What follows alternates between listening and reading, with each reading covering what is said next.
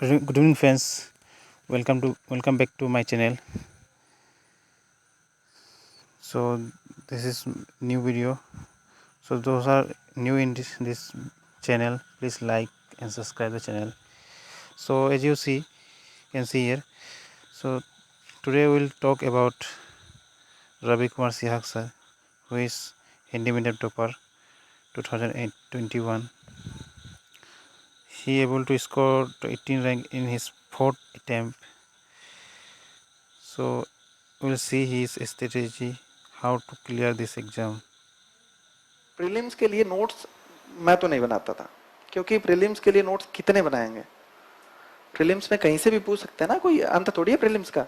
तो प्रीलिम्स के लिए नोट मैं नहीं बनाता था। अगर किसी को लगता है कि उसे बनाने चाहिए तो टाइम बहुत ज़्यादा लगेगा, बना सकता है, मैं बाइंड नहीं कर रहा किसी को, लेकिन प्रीलिम्स के लिए नोट्स नहीं बनाया जाए तो ही ठीक है ना।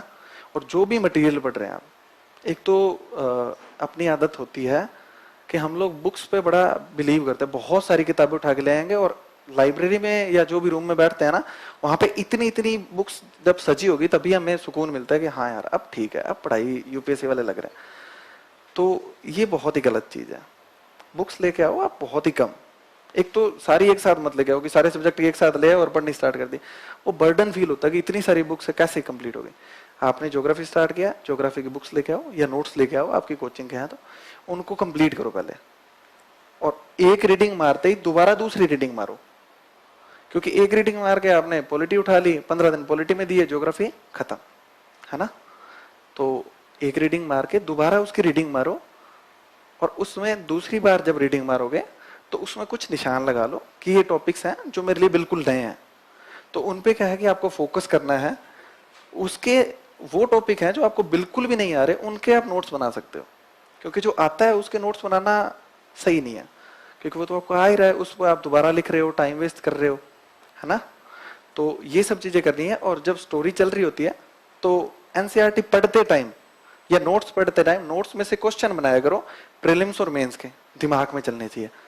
जैसे आप बौद्ध धर्म पढ़ रहे हो तो लास्ट में सिर्फ इतना सा आएगा कि भारत की जमीन पे बौद्ध धर्म लुप्त हो गया और यहीं पे ही जन्मा था। तो आपको ये दिमाग में आना चाहिए कि भारत की धरती से लुप्त क्यों हुआ, क्या रीजन थे, है ना।